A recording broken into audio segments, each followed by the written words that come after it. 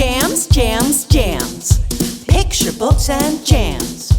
Welcome, everybody, to PBJamz. Good morning, good afternoon, or evening, whenever it is for you. We are super excited that you are here. And I'm here again with my friend Valerie Bolling. And Valerie and I have been together a couple times already, and I'm excited to have her on again for her book, which is celebrating its 6-month anniversary. We're going to be talking today about Bing Bop Bam, Time to Jam. And if ever there was a perfect book for the elementary, preschool, and elementary music classroom, this is it. Valerie and I were just talking about that. So Valerie, thank you for being here today. Thank you so much for having me, Tani. It is always a pleasure just to be here with you and see your smiling face and cheer on your great news signing recently with Joyce Sweeney as an agent. So I'm just happy to be here and talk about music and talk about Bing Bop Bam. Yeah, fabulous book. It's been a great year for both of us. You've had a lot of great success this year as well. So great to be together and celebrate. This book, like the other, well, at least the last one that was in this series, right? Rhyming couplets and all about life in the city, fun in the city, I think the series is called. Yeah, so it's the Fun in the City series, and the book that came before this is Ride, Roll, Run, Time for Fun. And it's about all the games that children love to play outside. They're universal, timeless games that, when we were kids, Tani, we played, and our, kids today are still playing. Kids, hopefully, years to come, will play. Our grandparents played. So those kinds of games. Love that. Love it. And then this book follows those same 9 children, right? From that book. Yes. So there's a nice continuity between the two. And this one focuses in on a neighborhood jam, a block party, right? Yes. Tell us more about how you came up with the idea for this series, or in particular this book, whichever fits you the best. Sure. It's sort of there's a different answer for each one. So Mhm. maybe I'll just talk a little bit. So we met the first time around my debut, Let's Dance, Mhm. which is about dances from around the world and the diverse children who enjoy them. And so as I'm often inspired by my own books. My own books give me ideas. So I said, well, gee, if I have a book about dance, why don't I do a book about musical instruments? Yeah. And so I did, and that publisher, as happened sometime, it wasn't a fit for their list. It was called Let's Jam. And Okay. so I transformed it into Bing Bop Bam Time to Jam. It was actually originally called City Jam. And my wonderful agent, James McGowan of Bookends Literary Agency, was the one who said, you know what? If you added something to the beginning of it, maybe instead of just having the focus on the instruments, what would happen if it was like a musical block party in a neighborhood or something? And you see the people at the beginning getting ready for it, and then the part that I'd written about the instruments can remain the same. And so that each instrument is still featured, so the instruments are still the highlight. So that's what I did. And then when the book sold, the first one was actually, it was City Fun and City Jam. And then the publisher thought, well, City Fun, we don't want city in both titles, so it was City Fun Neighborhood Jam. Mhm. And then when it came time to publish City Fun, they said, well, with city in the title, there's so much that goes into this, Tani, right? So many Right. thoughts and decisions. Mhm. They thought that people who didn't live in the city may feel it's not a book for them. So Right. that's when we came up with Ride, Roll, Run, Time for Fun. And then at that point, I knew Neighborhood Jam wasn't going to remain. And so then I came up with Bing Bop Bam, Time to Jam. But it's really just in the theme of the current picture books I have out to have these rhyming books, to have these books feature things that kids just do and enjoy. Kids love to dance, they love music, they love to play outside. And then, there's one about swimming. Swimming is also an important milestone. Like, those are sort of the milestone books. Together we ride, together we swim. And then the other books are really just about the fun things that kids do. Yeah. Yeah. Love that. And I like the titles that you settled on because it does kind of echo the feel of the rhyming couplets throughout the book. So once you see the title, you kind of already get that feel for what the text is going to be like. So that I think that was a lovely choice. Those titles do tend to run. I mean, that's what I've experienced with my debut. It was like, yeah, we don't like the title. So, we've gone around and around about titles. And so it is. And it's a hugely important decision because It is. that's what people are going to help people decide if they're going to want to buy the book or read the book or not. So, Exactly. And that's true for adult books too, right? right. People look at a title and sometimes, when the book is not outward Yeah. facing, you don't even see the cover of a book, you see the spine. That's all you see. Excuse me, and you're looking at a title. That's right. So they are hugely, hugely important. We've already talked a lot just in that little section about the musical connections, but let's dig into that a little bit deeper. So I love the end pages with all the instruments and everything, and the reviews that I read, they mentioned some of those instruments, and they really are multicultural instruments and instruments from all different varieties and from around the world. And as we said, that's part of what makes it perfect for a music classroom. And many of these are instruments that would be in a music classroom. So talk to us a little bit about the instruments that you did include and whatever else you want to tell us about that. Sure. So some of the instruments go along with some of the dances in Let's Dance. So we have flamenco dance and we also have maracas. But I also knew that this was an opportunity to highlight some instruments that were not necessarily connected to dances in Let's Dance. So for instance, I have the steel pan, and some people refer to it as steel drum. And my husband is from Trinidad, so I wanted to sort of pay homage to him and put that in there. Most people are familiar with wind instruments like the flute and the clarinet. But I wanted to have something else. So there's a Korean flute in there. So it's Oh, not necessarily the typical the flute that most people are used to seeing. So right. those are just some of the decisions that I made because I want books to be a learning experience Mhm. for children. And what I will say is interesting is we did consider having back matter.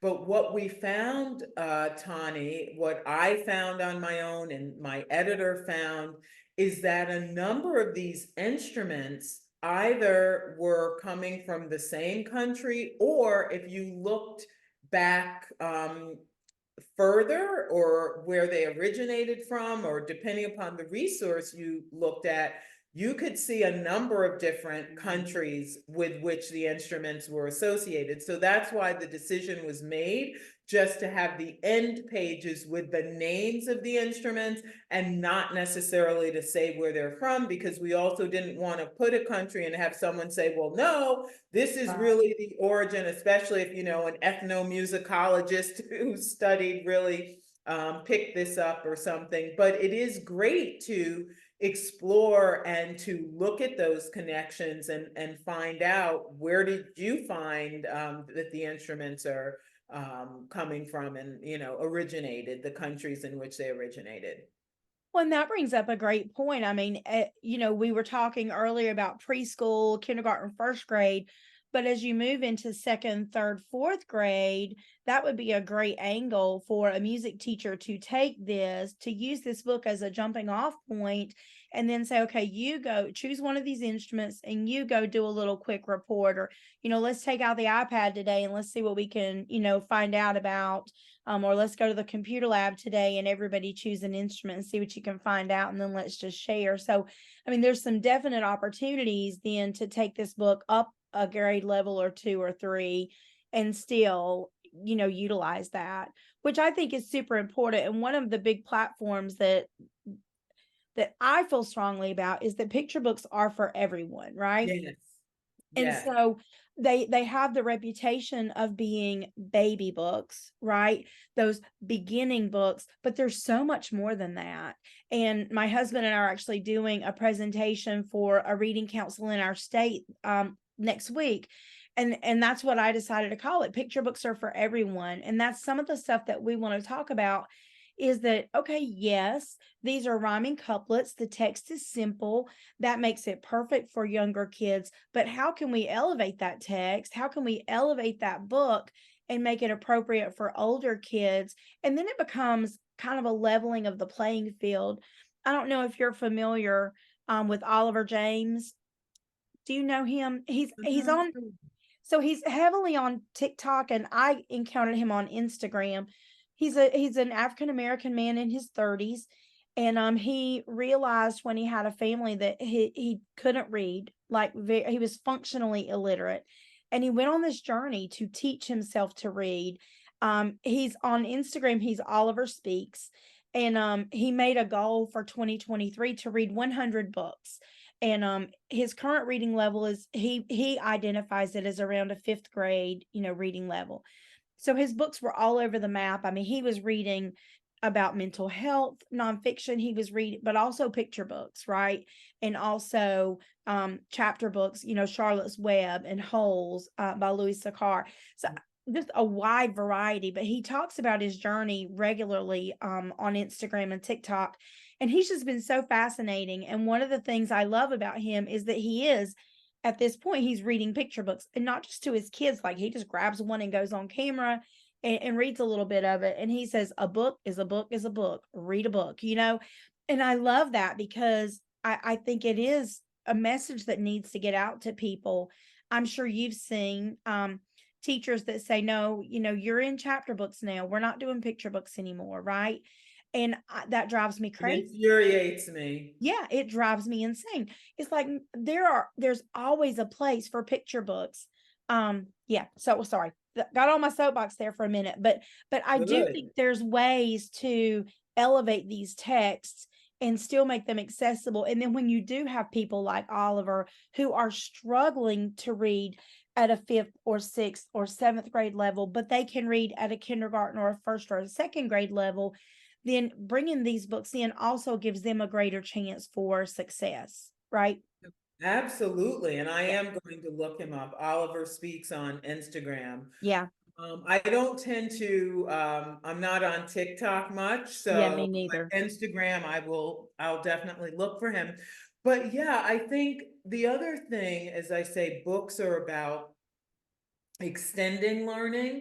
So Yes. even for children, if they were doing research on the instruments in the book, what are the instruments that aren't here Uh-huh. that you might want to learn about? Or even what are the cultures and what are the other instruments? So, that's how we find out about things that are different, right? And Yeah. certainly from a literature perspective, once you find your instrument and you do a little writing about it, if you were to write your own rhyming couplet, Yes. what would you listen to the instruments and Yes.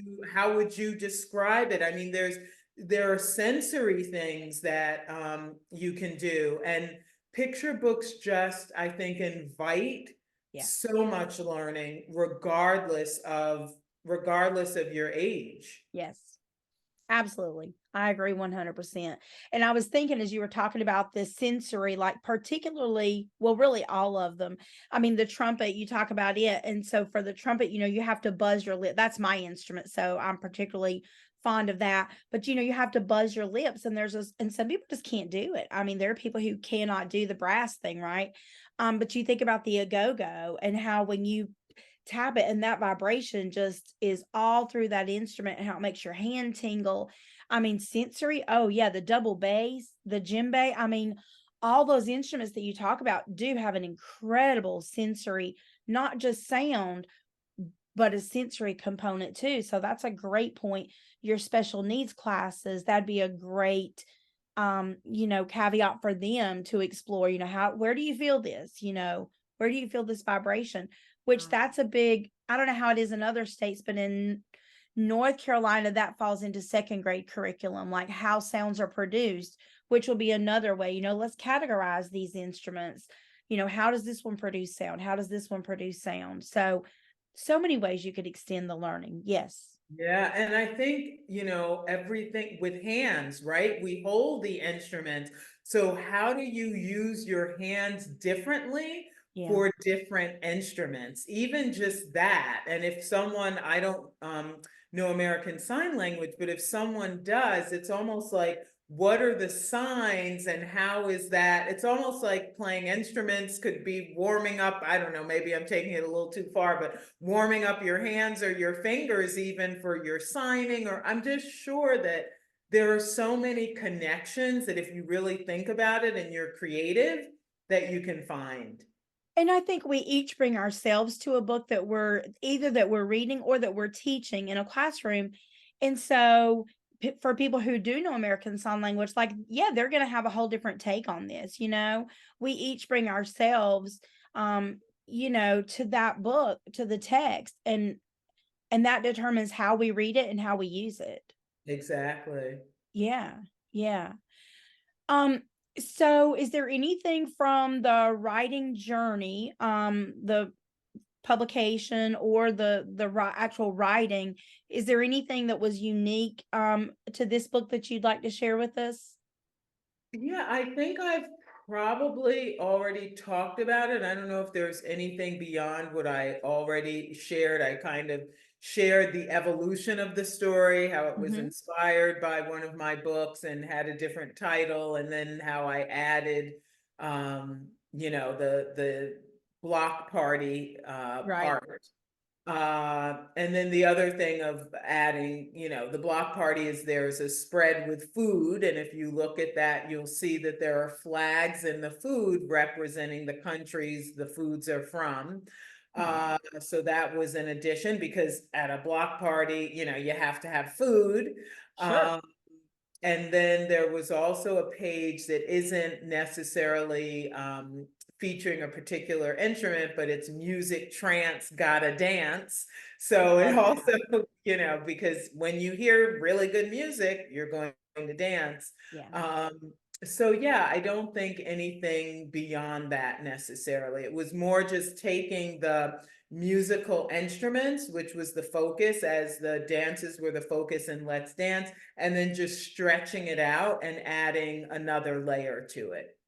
Yeah, those layers are super important. Yeah, absolutely. And this one is full of them. Um, so talk to us about what's coming next. What can we expect from Valerie over the next little while? Whatever you want us to know, events, books, whatever's coming. Thank you so much. So this year, I have two books coming out. The third book in my Scholastic Acorn Early Reader Series, Rainbow Days, will come out on March 5th. And that book is called The Orange Wall. And Zoya and her puppy Coco are painting her bedroom. She decides she wants a more grown-up bedroom, and she paints it. Mom does help, dad does help too. And there's, something special that she decides to do with the orange wall at the end of the book. So you'll have to read it to see. And then I have a picture book coming out May 28th, which is co-authored with Kaylee Pugh. And the illustrator is Laylee Frazier. I should say the illustrator of the Scholastic Acorn series. is Kai Robinson. Always shout out to the illustrators because they make books amazing. And so I'm going to also say shout out to Sabrina Khadija for Bing Bop Bam. So back to the my picture book that comes out this year. It is called I See Color, and it takes that phrase, oh, I don't see color, and turns it on its head. And so what Kaylee and I have done is we've written a lyrical book that is nonfiction. So it's not rhyming, but it is lyrical. And it's my first nonfiction book as well that's being published. And we celebrate the social justice acts of different people, and we actually refer to them by the color of their skin. And Kaylee and I also both wrote author's notes. And we have a little introduction too. So we're really excited about that book. And I'm also excited because it is something different from what people are used to seeing from me. And Yeah. the next books that I have coming out, I have something coming out in 2025 that's not announced yet, so I can't really talk about that. Something coming out in 2026, which is announced, which is about a little girl and her mom who go to the Women's March of 2017, and she has an awakening, and it's about intersectionality. And it's called Hope Makes a Better Future. So the books that are coming out, my picture books are a bit different. So I'm Yeah. excited about that. And they're not rhyming. Nice. Yeah, but important books. And it's just a good reminder that there are so many different types of picture books, and it speaks again to what we were talking about earlier, that picture books are for everyone. Certainly those ones are going to be a little higher level Yes, in terms of text and themes, right? But still, absolutely. there's probably things that younger kids can enjoy, but then you're kind of bumping that up in that grade level span or age span for who would be the target audience for those. Yes. Yeah. Yeah. So picture books are for everyone. If you've never heard it, you've heard it here today. Yes, and I'm going to repeat it. Picture books are for everyone. I mean, I read so many picture books, and sometimes I come across some where I say to my husband, you have to read Yeah. this. Yeah. He's a high school history teacher, and I'm encouraging him. There are certain books Yes. that his students should read, and sometimes you want to give even high school students information about a topic Yeah. or something that happened in history or about a person, and they can learn and absorb so much from a picture book more than they can trying to find information online. And Yeah. also in high school, we do still have, you talk about Oliver, who's on a fifth grade reading level. We have high school kids who are as well, or who struggle with reading or struggle with reading a longer text.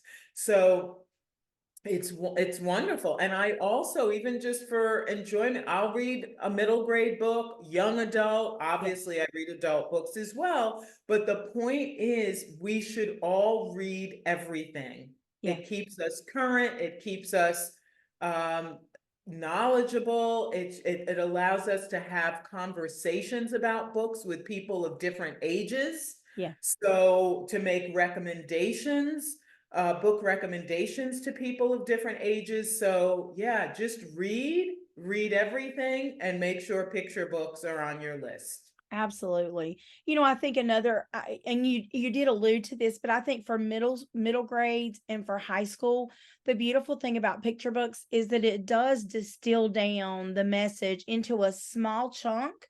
Whereas if you're reading a novel about something, or a big, huge nonfiction book, or even an article online, like you were saying, like there's so much, right? And even if you're not struggling to read, like it's still a lot to digest. Yes. But if you read a picture book about it first, then you kind of at least get the general feel for that topic or that subject, and you've already gotten a lot of information. And then it's kind of like, greasing the pan when you're baking a cake, right? Like Yeah, it just allows everything else to do what it's supposed to do. Then you can go into those longer texts or into, the deeper meat of it, but you kind of have some knowledge to go into that, some pre-knowledge, some prior knowledge and teaching terms. You have that schema that you've laid down, then that you can attach all that new learning to, but you've done it in a smaller amount of text. So it's just absolutely. another reason. Yes. Yeah, No, everything you've said is wonderful, and I agree 100%. Another level that I want to point out with picture books is the pictures, right? And so many students are visual learners. So if they're learning about a topic and the language has been distilled for them and they have pictures as well, to complement the text, that increases their comprehension and for many students, their interest. yeah, yeah. So that's the other reason why instead of reading an article with a lot of words, the pictures help break up the words and also contribute to the understanding. Absolutely. Yeah. What a great conversation this has Yes, been. I have we loved this. always have great conversations. We do. Yeah. Yeah. This one was fabulous. Yes. And yeah, definitely do check out Oliver. One of the things I love about him was he was having a conversation with Michael, the librarian. I think he's from California, maybe, but he's wonderful too on Instagram. They were having this conversation, and Oliver was talking about how what reading feels like as an adult learner learning to read. And that was just the most fascinating conversation. And it is something that we don't get because typically we're learning to read as children, and that our mental capacity at that point, like we don't understand the benefits and the joys of what reading can bring to us. But as an adult learning to read, he's like, oh my goodness, like what reading does for you is like amazing. Like I'm seeing a movie in my head, and and just the way he explained it in such beautiful terms of what reading feels like as an adult when you have the mental capacity to understand the difference that it made. I'm such a fan. He's been so wonderful. But I love how he talks about that and the benefits of reading. Like, yeah, definitely do go check him out. Oh, You'll I love. am. When Yeah. we end this call, I'm going to, I'm Yeah, going to yeah, look him he's up. fabulous. So before we end today, let me just remind you all, as our viewers and listeners, please support our authors in all the ways that you can. We talk about reviews on Amazon, Goodreads, Barnes and Noble. We talk about sharing it out. Just shout outs on social media are fabulous. Buying books as gifts for your young friends or your old friends, because picture books are for everyone. Yes. And there's a theme here, guys. But there's so many great ways. Just shouting out on social media, recommending books to people that you think will enjoy them. Make sure if you have a friend who's a music teacher, please let them know about this book and the others that I feature Yes, here on please. PBJamz, because they're the ones that are going to want to use these in their classrooms. Hopefully you as a teacher, not a music teacher, you're going to want to use them as well. If you have daycare, if you have friends who are teaching in a daycare setting, that's another great place. So share them with people that you think might enjoy them. And yeah, what have I forgotten, Valerie? How else can they The support? only thing, there's one thing I didn't hear, request from your library as well. If I the knew I book was is missing not something. already there, please request it. And if you Request. request it and read it at your library, as Tani said, and you like it, Amazon reviews do matter. There's a certain algorithm and you need a certain number of reviews for it to kick in so that when people buy other books, your book will come up as an option for them to consider as well. So definitely, I appreciate any reviews that you're willing to write. They don't have to be long. They can be a sentence or two even. Right, right. Loved this book. Yep, that's all you got to say. Just Yep, give it all the stars and say loved it, and that's all you right. got to do. Yeah. It's a great way to help. And there's so many other ways that don't cost you a penny. Of course, if you have a penny or a few more pennies, purchase a copy because you're going to want to have it because it is really super fun. So many great instruments, great for the music classroom, great for the regular classroom. Love it. Yeah, such fun illustrations. Yes, definitely shout out to Sabrina. She did a great job. The illustrations are wonderful. So thank you for joining us today. Valerie is graciously offering an Ask Me Anything phone call. You can have 15 minutes to chat with her on the phone if you want to do that and learn more about her writing process or whatever you want to know from her. Just make a comment on the blog. If you're watching this on YouTube, make sure you go to the blog, leave the comment there so I'll see it. And we'll be entering you in a prize drawing, and that'll be the prize. And Ask Me Anything, 15 minutes of phone chat with Valerie. So be sure to do that. And thank you for joining us. Thank you, Valerie, for being here as well. Thank you so much, Tani. As I said, it is always a pleasure to be here. So everyone go and make music and jam. Jam, jam. We don't call it PBJamz for nothing, folks. That's We'll see you right. next time. Bye now. Bye. PB Jams.